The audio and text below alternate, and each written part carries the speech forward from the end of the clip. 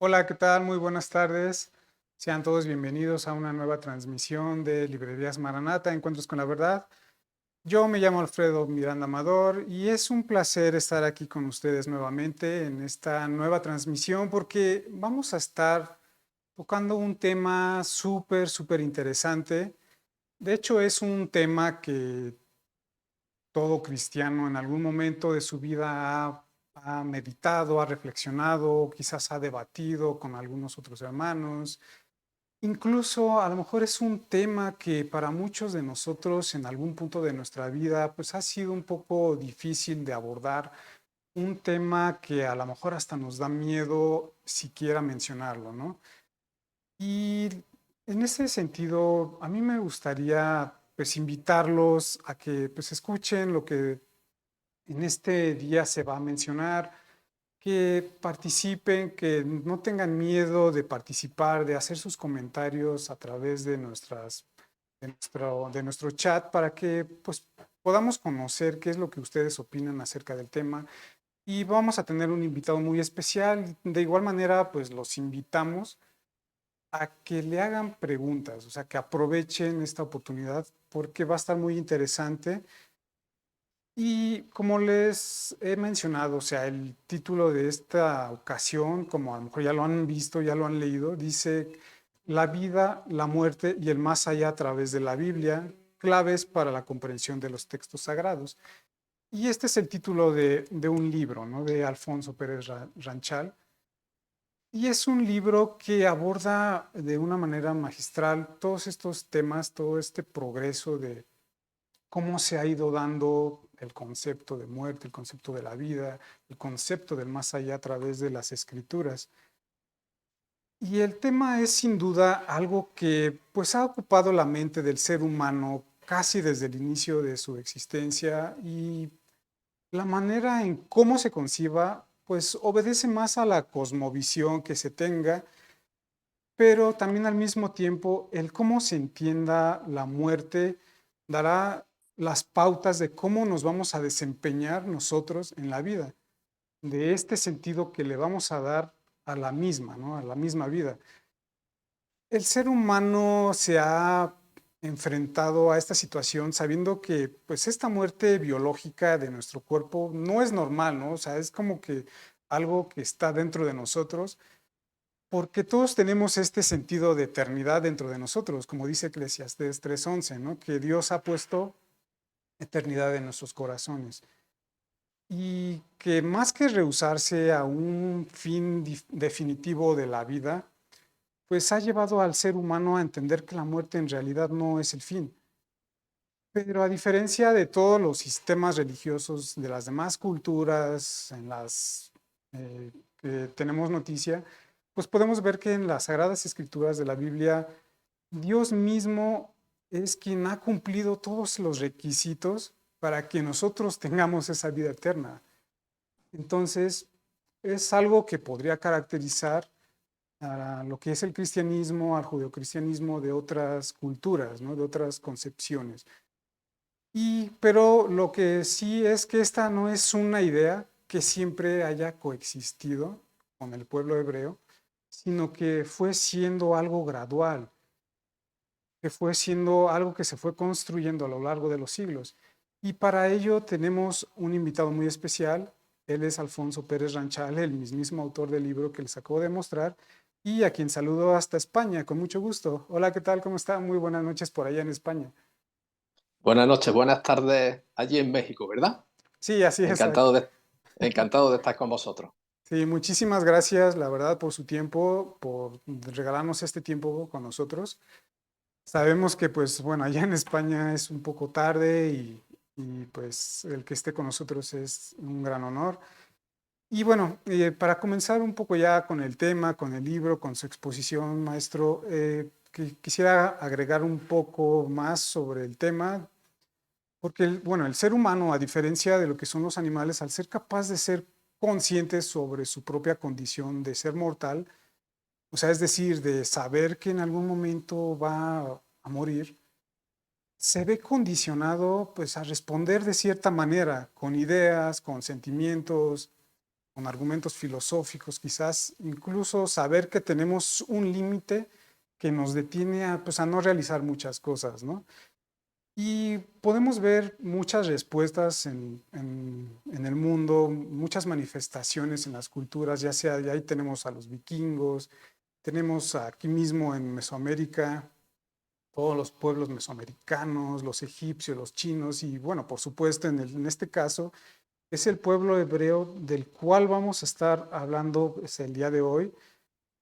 Y quizás podemos comenzar con esta pregunta. ¿Cómo se ha diferenciado la concepción hebrea sobre la muerte y el más allá del resto? O sea, ¿cómo es que Israel, bueno, sí, Israel, los hebreos, estando en medio de muchos otros pueblos, se fue diferenciando de ellos? ¿Cuál fue su cosmovisión que fueron teniendo?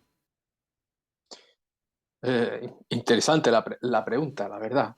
Eh, en principio, su cosmovisión del universo, su idea de lo que es el universo, coincidía con la que tenían los pueblos de su alrededor. En este caso, no se diferenciaba mucho en ello. Claro. Y, y ahí en la escritura aparece, ¿no? ¿Cuál es esta cosmovisión hebrea del universo? Pues ellos lo entienden en tres pisos. Tenemos lo que es el cielo, tenemos lo que es la tierra, más abajo, y debajo de la tierra ellos creían que estaba el Seol, o el lugar de los muertos. O sea, era subterráneo, ¿no? Y ellos piensan en términos espaciales. El cielo, sobre todo, bueno, ellos creían que la tierra era un disco plano y circular, una bóveda que estaba en lo alto de ella, que sería podemos decir que sería para nosotros nuestro cielo atmosférico. En lo alto estaba el cielo de los cielos, el lugar donde vivía Dios. La tierra era el lugar donde vivían los hombres y el Seol era el lugar donde el reino, podemos decir que el reino de los muertos, donde iban todos. Entonces, en principio, ellos no se diferencian de su entorno. Por ejemplo, los babilonios, ¿no? En este sentido, pues tienen también una concesión igual. De hecho, puede sorprender que los mismos hebreos, porque nosotros como leemos muchas veces la escritura con las gafas o con las lentes del Nuevo Testamento, pues creemos que ellos pensaban que había un cielo para los buenos y un infierno para los malos, tal y como vemos en el Nuevo Testamento, pero no es así. Para ellos el Seol, ese lugar subterráneo, es literalmente debajo de nuestros pies. Y ahí van todos buenos y malos. Ese lugar, Hades, que hablarán los griegos, eh, es una idea en este sentido compartida. Ahora bien, ¿en qué se diferencia? ¿En qué va a marcar la diferencia? Pues viene de un concepto que muchas veces nosotros olvidamos leyendo la escritura. Por eso el subtítulo del libro era claves para la comprensión de los textos sagrados. Y es que, como decía, solemos leer muchas veces la Biblia, sobre todo el Antiguo Testamento, con una información que no es dada en el Nuevo. Entonces, vamos a esos textos, incluso los salmos, cuando muchas veces se habla de la esperanza, ¿no? del mismo salmista, y creemos que el salmista está pensando en el cielo, en ir al cielo. Sin embargo, no es así. Lo que ellos tienen en mente es que todo el mundo va a ir al Seol, al reino de los muertos. ¿Qué los diferencia? Pues precisamente que se va dando un concepto ahora mismo que es también clave, que se llama la revelación progresiva. Ujú. O sea, Dios va a ir dando su revelación, su conocimiento, dentro de los avatares de la misma historia que empieza con Abraham, que se va dando a lo largo del pueblo hebreo, israelita, con los reinos, con las invasiones, con la caída de estos reinos. Y esta revelación progresiva va a ir, digamos, a ser distintiva de Israel. De hecho, tendremos que esperar hasta el periodo intertestamentario para ver precisamente este destino diferenciado entre buenos y malos, pero es esta revelación progresiva que va a tener su culmen precisamente en Jesús, porque Jesús se presenta precisamente, dos de las formas en las cuales Él se presenta es que Él dice, yo soy la resurrección y la vida. O sea, de no saberse nada en buena parte del Antiguo Testamento sobre el destino final, o pensándose que todo el mundo iba, bueno y malo, iban a este Seol, a este lugar. Y de hecho después igual podemos describirlo un poco más, que pensaban que cómo se componía este lugar. Pues Jesús acaba diciendo de que yo finalmente soy la resurrección y la vida. Entonces, se trata de una revelación que Dios va dando, va progresando paulatinamente hasta que llega a su punto culminante, en este caso en Jesús.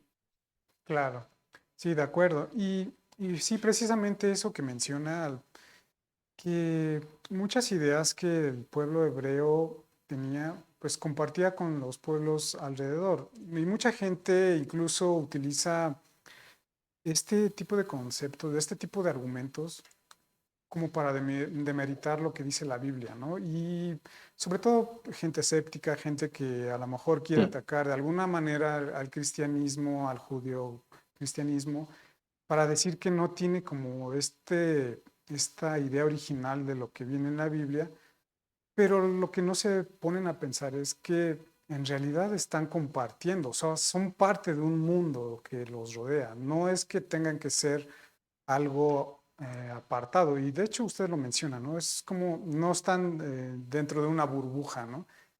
En mm, realidad Israel está compartiendo muchas ideas y eso permite que a lo mejor entonces podamos entender que se puede confirmar muchas cosas que vienen en la Biblia, ¿no?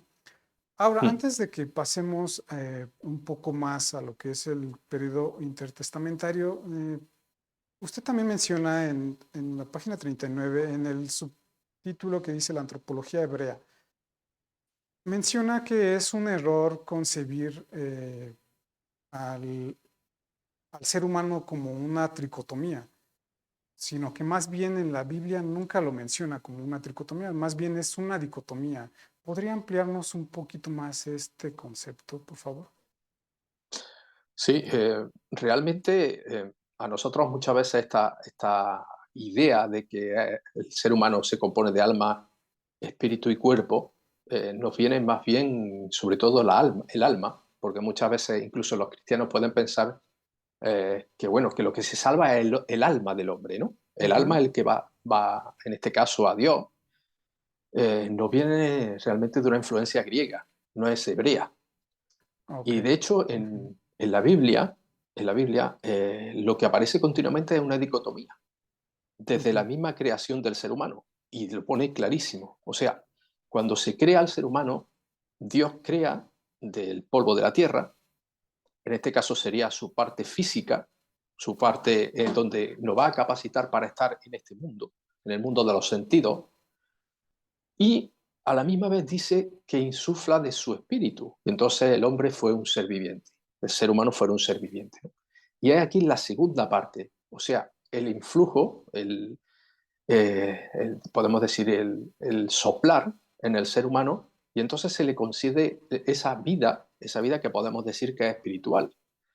Eh, claro, tristemente, lo que se llama el relato de la caída, pues va a significar un golpe terrible, tanto para su parte física como para su parte espiritual. Pero nunca se hace en más partes. Para el hebreo su idea es esa. Pero Ujú. también una cosa muy importante, y es que aun cuando él piensa que hay dos partes, física y no física, física o espiritual, para el hebreo no se puede separar el ser humano. No es como la concepción tampoco griega, donde, que bueno, el alma son preexistentes, ni cuando ese alma muere vuelve a la presencia o lo retoma a Dios, que es de donde salió, ¿no? Para el hebreo, la parte física y su parte no física es indivisible.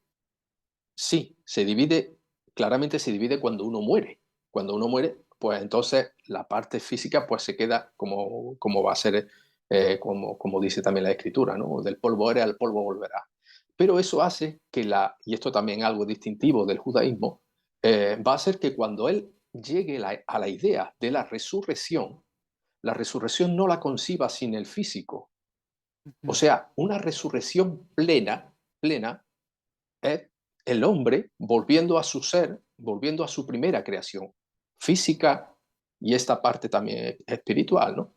Por eso, cuando se creía que el destino era el Seol para buenos y malos, el israelita, el hebreo, pensaba lo siguiente: vamos a ver, si el hombre no se puede separar, si el físico, y esto es importante, digamos, es el soporte en el cual está este espíritu, esta vida dada por Dios, en el momento en que el físico muere, él pensaba que el espíritu, el aliento de Dios, regresaba a Dios. Por lo tanto, Mm, la existencia que iba a tener en el Seol no era una verdadera vida. Era, era una, por ponerlo así, era como una existencia, un fantasma, una especie de fantasma, donde apenas sentía, donde no tenía apenas conciencia de sí mismo, y un lugar oscuro porque al estar debajo de la tierra el sol no llegaba. Entonces, esa era la existencia que le esperaba. No podía ser verdadera vida porque precisamente el espíritu, o sea, el cuerpo que era el soporte de esa vida, esa verdad espiritual, ese espíritu de Dios y divino, pues ya no estaba y la vida que le había dado Dios, pues volvía y regresaba a Dios. correcto. Y sí, de hecho, cuando uno lee la palabra, se puede percatar de esto, ¿no? O sea, cómo en los textos más antiguos se puede hacer notar esta idea del Seol. Y como usted lo menciona, ¿no? Es como una vida gris, una vida triste. Y precisamente eso es a lo que quisiera llegar, ¿no? O sea, ¿por qué, o más bien cómo es que la idea del Seol, el, el concepto del Seol fue transformándose? O sea, ¿cómo es que fue evolucionando? Porque me parece demasiado interesantísimo, ¿no? Y entonces, si nos podría también ampliar sobre eso, porque mucha gente cree que a lo mejor desde siempre se pensaba lo mismo como ahorita ya lo pensamos, pero en realidad no. O sea, en realidad fue un concepto, fue una idea que fue transformándose y no nada más en pocos años, sino que fueron muchos años los que tomaron este proceso. Sí, como bien dices, puede llamar la atención de que, de hecho, desde el primer momento que hemos estado charlando, que hubiéramos dicho que el Seol era un lugar, como ya hace un momentito he dicho, un lugar lúgubre, donde iban tanto buenos como malos, un reino de los muertos, en donde todos iban a parar allí, ¿no? Porque nosotros estamos acostumbrados, como decía también al principio, a pensar en términos del Nuevo Testamento. Entonces, pensamos que los malos siempre, pues Dios siempre los ha castigado en el más allá, y a los buenos siempre los ha recompensado en el cielo. Sin embargo, eso no fue así. Es Claro. más, eh, podemos decir que casi la totalidad del Antiguo Testamento, salvo por textos dispersos en momentos clave, ellos piensan en esos términos. Por ejemplo, voy a leer el Salmo 88, que algunos dicen que es el salmo más triste, ¿no?, que existe en la Escritura, porque ni Sí. siquiera acaba bien, Ujú. pero aquí va a decir algunas cosas claves para que, para que nosotros podamos hacernos una idea de cuál era el pensamiento hebreo a este respecto, ¿no? Dice: Señor Dios, Salvador mío, día y noche ante ti grito, que mi súplica llegue a ti, que escuche tu oído mi clamor, porque estoy harto de males y roza mi vida el reino de los muertos. Esto es Seol. Aquí la traducción reino de los muertos, pero se refiere al Seol. Me ven ya, me ven ya entre los difuntos, parezco un ser acabado. Entre los muertos me encuentro, estoy como los que yacen en su tumba, sin que tú ya los recuerdes. Fijémonos cómo empieza ya el salmista. Dice, sin que tú ya lo recuerdes. El Seol, ni siquiera Dios está allí.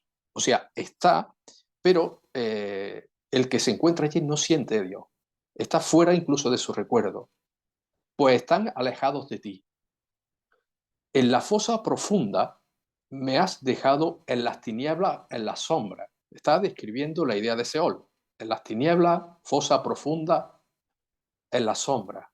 Sobre mí ha caído tu ira, con tu olas me golpea. Ha alejado de mí a mi amigo, me has hecho odioso para ello, estoy encerrado y no puedo salir. El 11 dice, en este caso sería el día, dice, ¿hará un milagro por los muertos? está dando pregunta a Dios, ¿no? ¿Por qué? Porque del Seol se pensaba que no se salía. Dios no sacaba a nadie de allí. Se alzarán para lavarte las sombras, un lugar de sombra en donde no hay alabanza. ¿Se proclama tu amor en la tumba? ¿Tu fidelidad en el mundo de los muertos? Y todas estas preguntas, la respuesta a todas estas preguntas es que no, no se puede. ¿Se conocen tus prodigios en la fosa? En el Seol tampoco se conocen. ¿Tu justicia en la tierra del olvido? Una tierra donde ni siquiera hay recuerdo, no hay nada.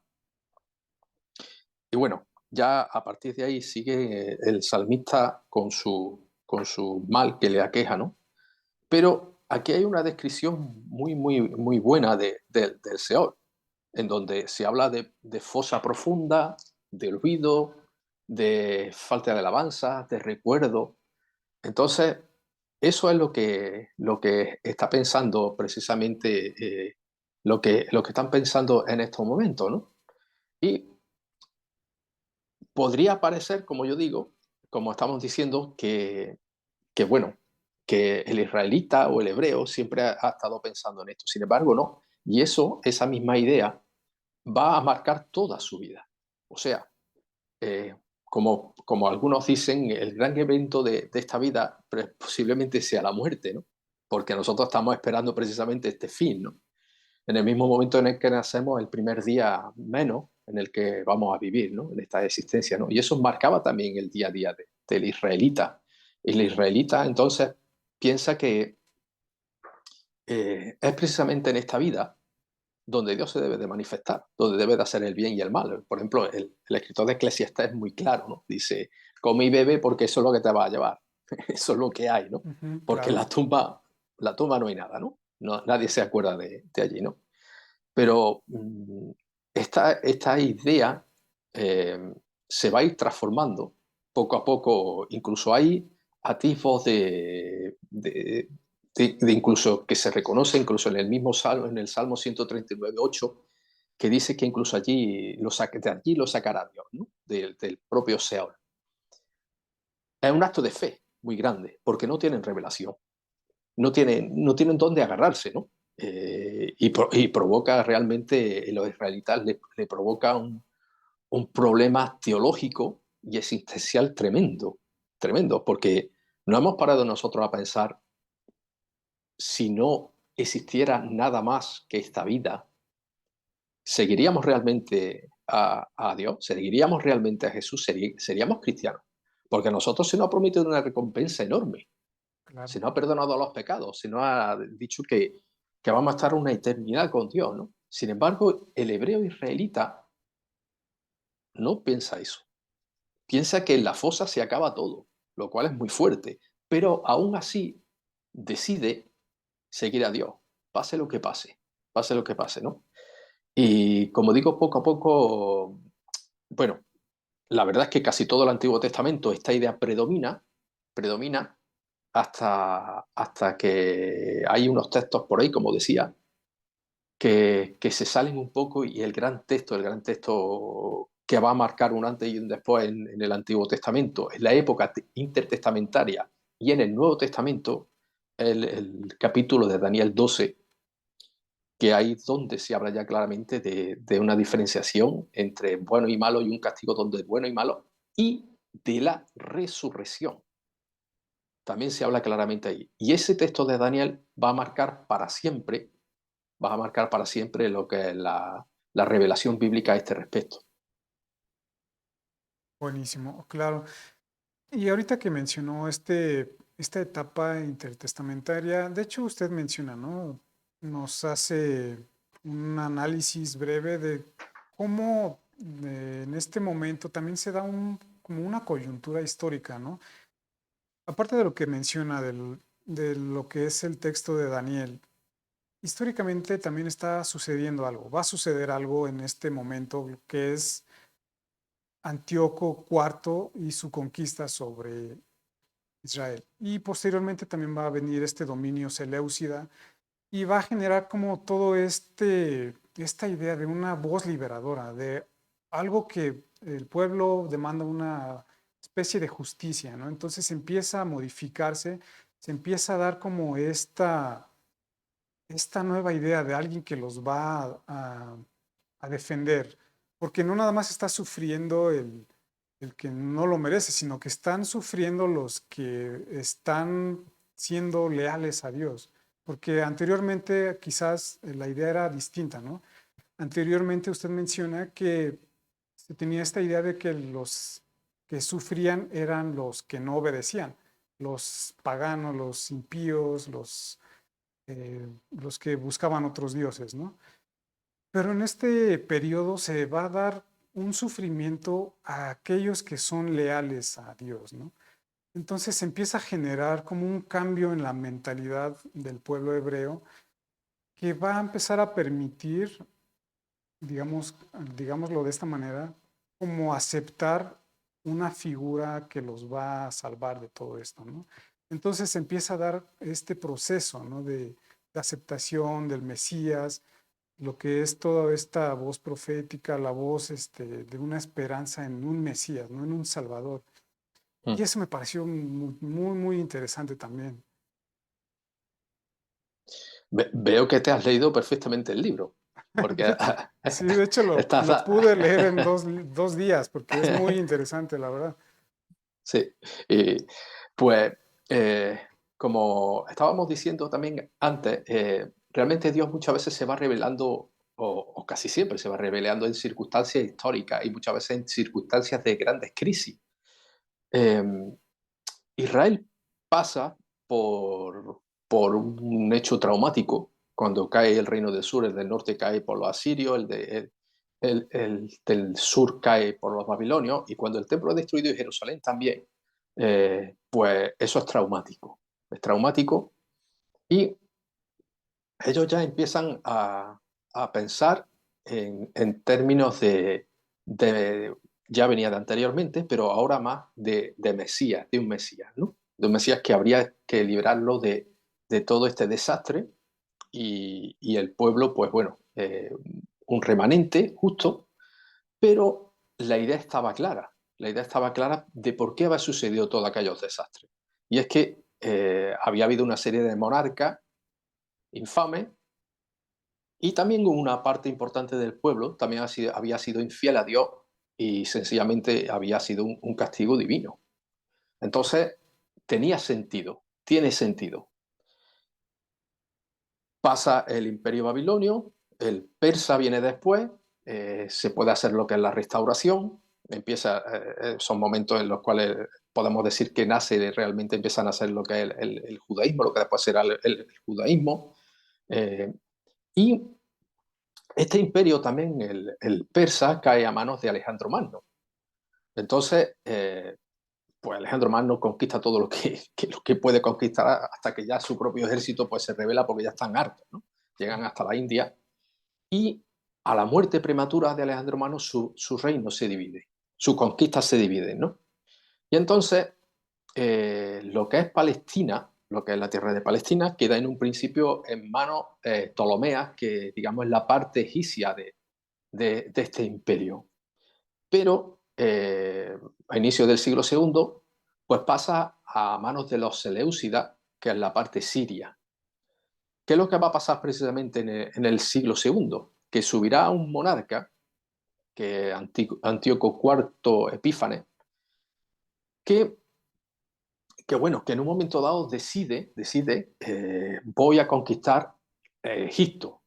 Entonces pasa con sus tropas por ahí, por Palestina y va a Egipto, pero Roma le corta y le dice, mira, no vayas por allá porque nosotros somos más poderosos y ya te puedes dar media vuelta que no va a conquistar esto. Él, tremendamente frustrado, lo que hace es volver a pasar por las tierras de Palestina, por Israel, y con una ira que no se sabe de dónde y ni por qué, y entonces él decide prohibir lo que es el judaísmo, eh, persigue a la religión, a los religiosos fieles, también va quemando todas las copias de las Sagradas Escrituras que había hasta entonces, y bajo pena de muerte, pues él ahora impone el paganismo, hace también un sacrilegio en el templo, y cualquiera que se niegue precisamente a adorar a estos otros dioses, pues la pena era sencillamente de la muerte. Y de hecho hay una masacre enorme, hay una masacre enorme, enorme, que es cuando se produce la llamada rebelión de los macabeos, que empieza por Matatías. Y los macabeos son sus hijos que van, conforme van falleciendo, van poniéndose delante de la rebelión que finalmente triunfa. Pero pasa algo muy curioso que antes no había pasado en toda la historia de Israel. Y es que, si bien antes el pueblo de Israel había sufrido por su pecado, ahora se da algo paradójico. Y es que aquellos que han dicho que no van a seguir a otros dioses, aquellos que han dicho a todo el ejército de Antíoco, a todos sus oficiales, que se oponen precisamente a ello, que van a seguir siendo judíos de religión y que no van a abandonar al Dios de la escritura hebrea, resulta de que ahora están siendo masacrados precisamente por ello. O sea, están siendo asesinados por ser fieles. Entonces, están en una disyuntiva enorme. Se crea otro nuevo problema. Y es que, además, se sigue pensando que el destino sigue siendo uno mismo para todos, o sea, el Seol. ¿Cómo se puede precisamente pensar en un Dios justo y bueno si están a un mismo destino, tanto los buenos como los malos, y a la misma vez en esta vida no están sufriendo por su pecado, sino por su fidelidad? Entonces el israelita vuelve a estar en un callejón sin salida, ¿no? Que precisamente va a darle la salida una nueva revelación. ¿Por qué? Porque Daniel 12 eh, es parte de una serie de visiones y ya no se ubican en el Daniel histórico, en el Daniel histórico del reino del Imperio Babilonio, ¿no? De aquella época, sino que se transporta en el futuro. Se transporta en el futuro y precisamente hay que ubicar esas palabras de Daniel 12, esos versículos, en la época macabea. Voy a leerlos porque son poquitos, son unos cuantos versículos. Dice Daniel 12, del 1 al 3.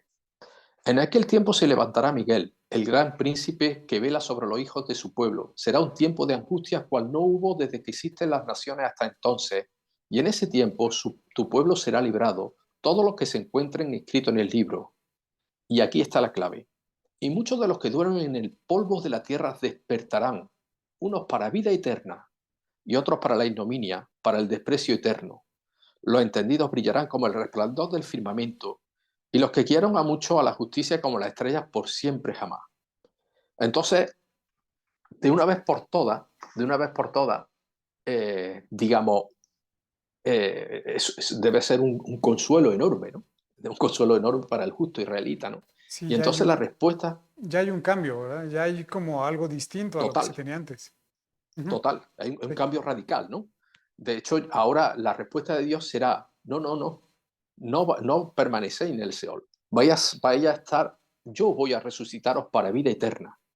Y al otro, los impíos, pues precisamente serán resucitados, pero le espera un destino totalmente distinto, ¿no? Conforme a su obra. Por lo tanto, ya sí se puede hablar de Dios justo, del Dios bueno, del Dios sabio y del Dios que no olvida a los suyos. Pero han tenido que pasar muchos siglos, han pasado muchos siglos, ¿no? Y pasarán algunos más hasta que tengamos la respuesta definitiva en Jesús como la resurrección y la vida.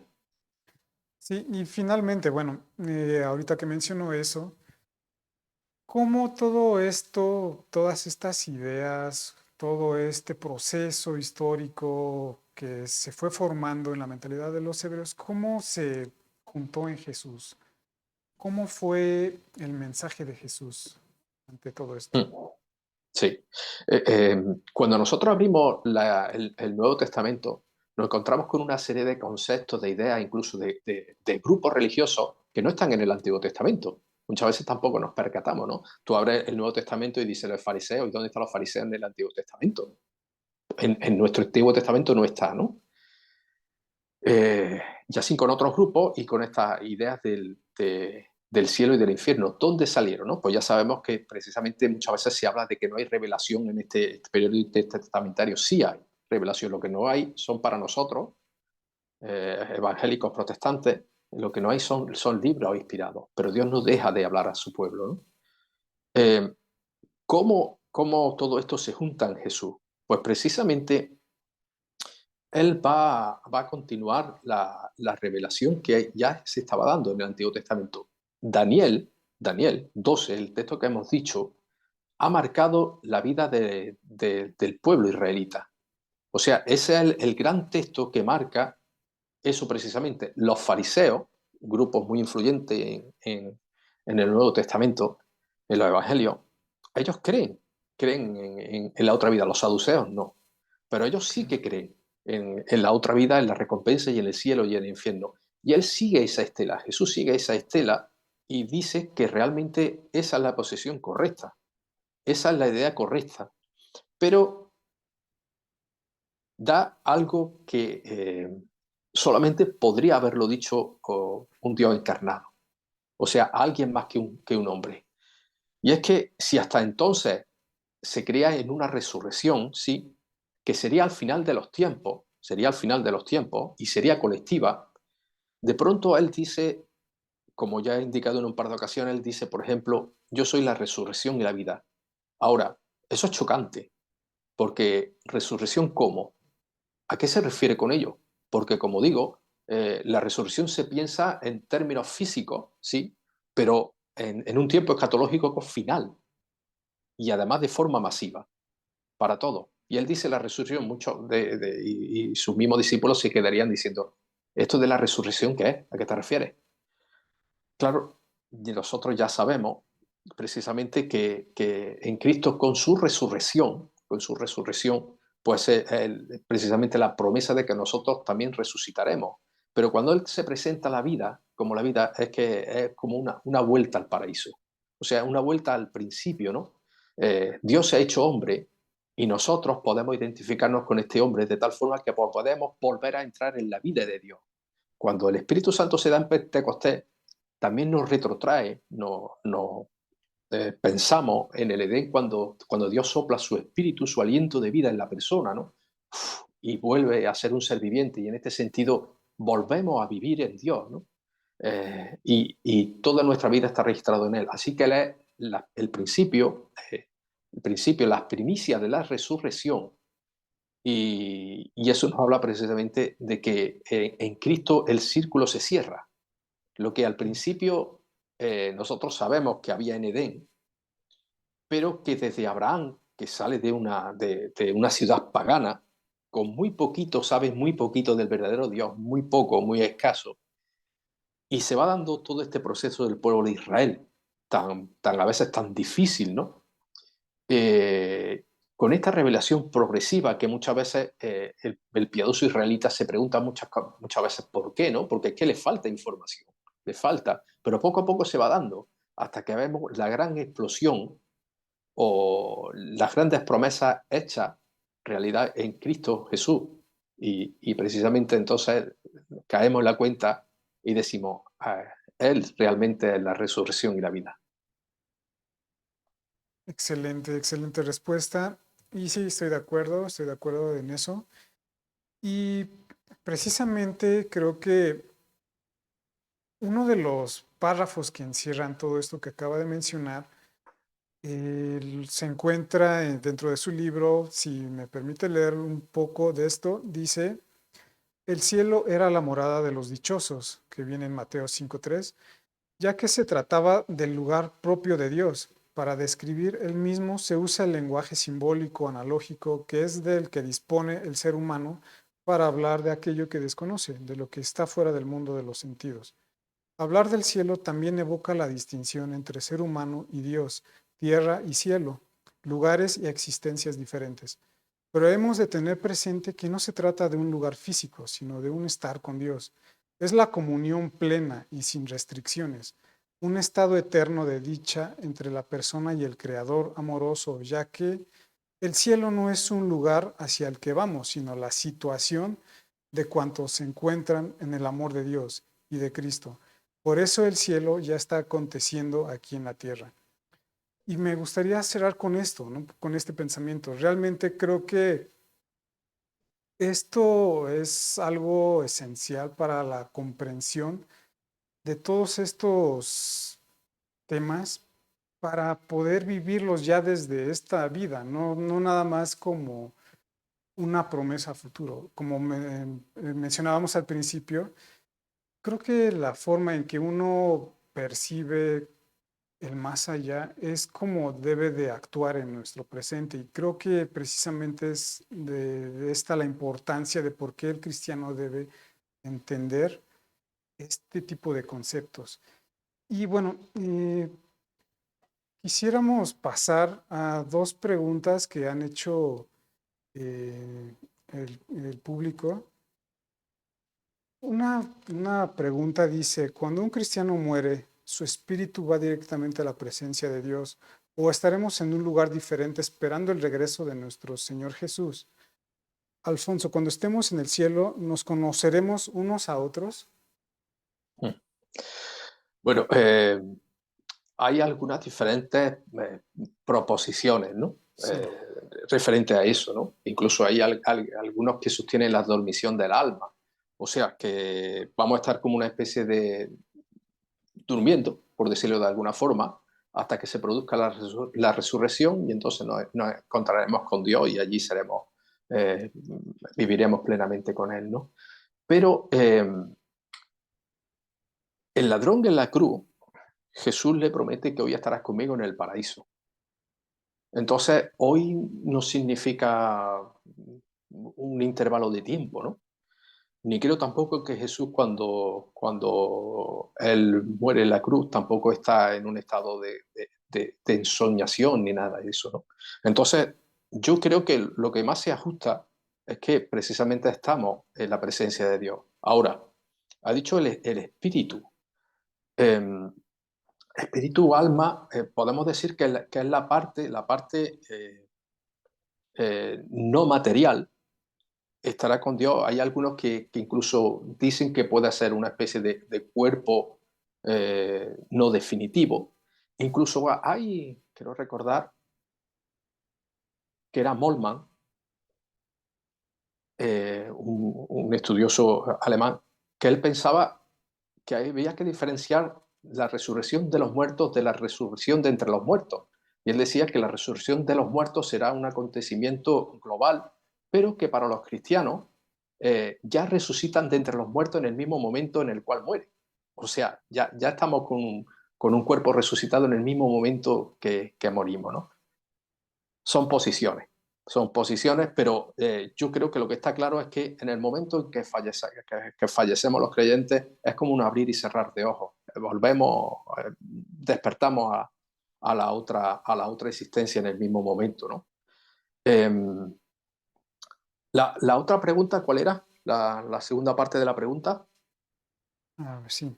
Era que si nos vamos a reconocer unos a otros en el cielo. Sí, es curioso y que esa pregunta incluso la he escuchado.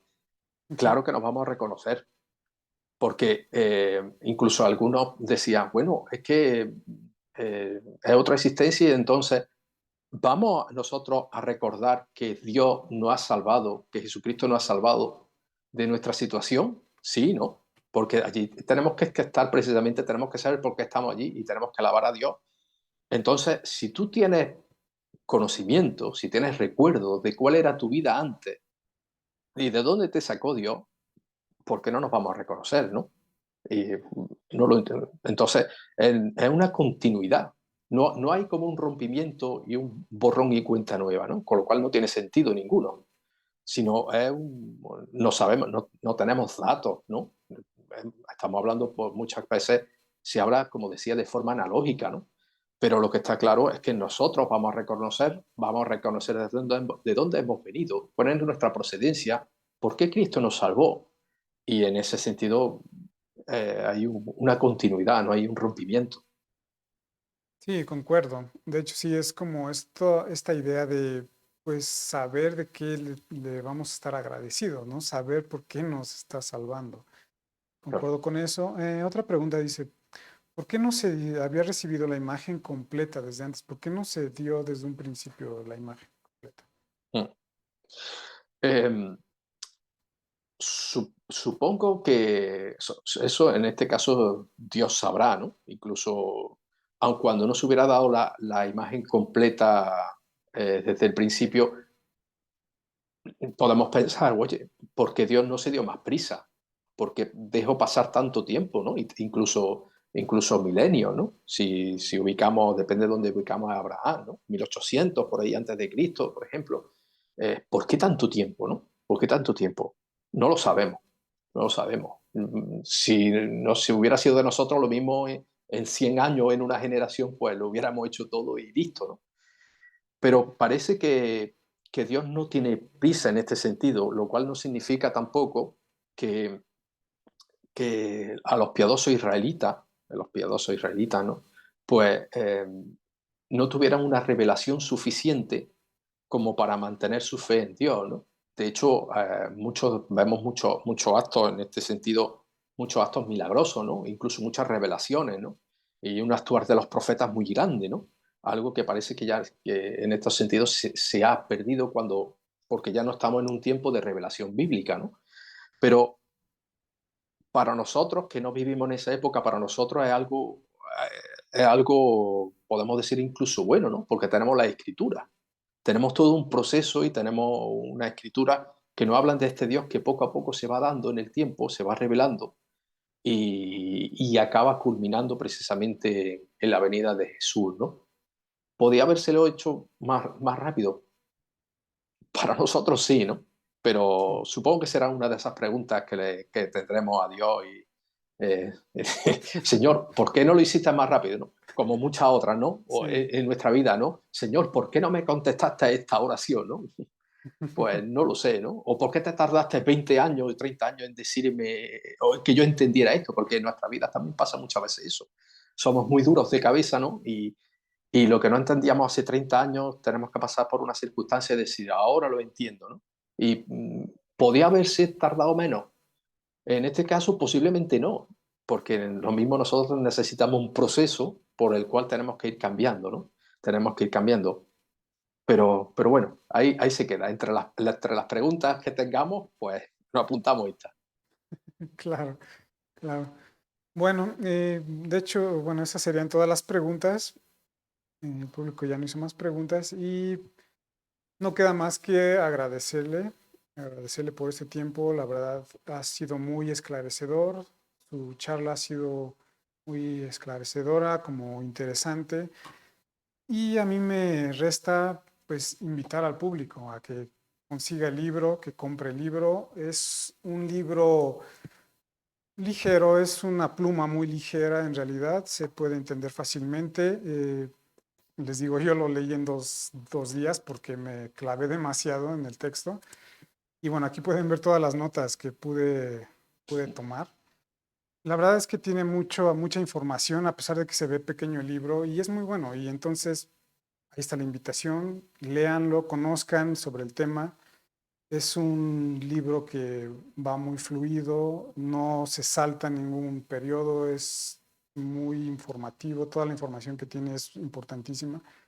Entonces, nosotros les hacemos esta invitación. Pueden adquirirlo en librerías Maranata, en la sucursal que más le convenga, ya sea en Iztapalapa, en Rojo Gómez número 609, en Satélite, en la que es la dirección Periférico Boulevard Manuel Ávila Camacho número 23, en Miguel Ángel de Quevedo número 1609 o en la calle de Bolívar número 8 en el centro de la Ciudad de México para que puedan pasar. Saben que pues, los estamos esperando siempre con los brazos abiertos.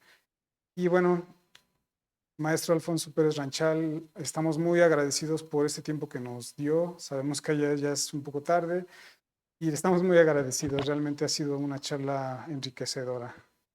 Gracias a vosotros. Encantado. Y bueno, finalmente, no sé si tenga alguna red social en cual lo puedan seguir también a usted. Bueno, por mi Facebook está abierto. Cualquiera y me manda algún mensaje por Messenger, por ejemplo, me llega y yo puedo, pues le contesto seguro. Y después hay un portal, un blog que dirijo que se llama Pensamiento Protestante. Y allí en una de las pestañitas arriba también hay un correo electrónico de ese lugar, que si quieren usar el correo electrónico me llega a mí también directamente a mi buzón. Así que por allí también se me puede contactar sin problema. Bueno, perfecto. Bueno, y muchísimas gracias al público que estuvo escuchando y les agradecemos mucho. Estén pendientes de los siguientes eventos que van a darse en Librerías Maranata. Muchísimas gracias y hasta la próxima. Bye. Un abrazo.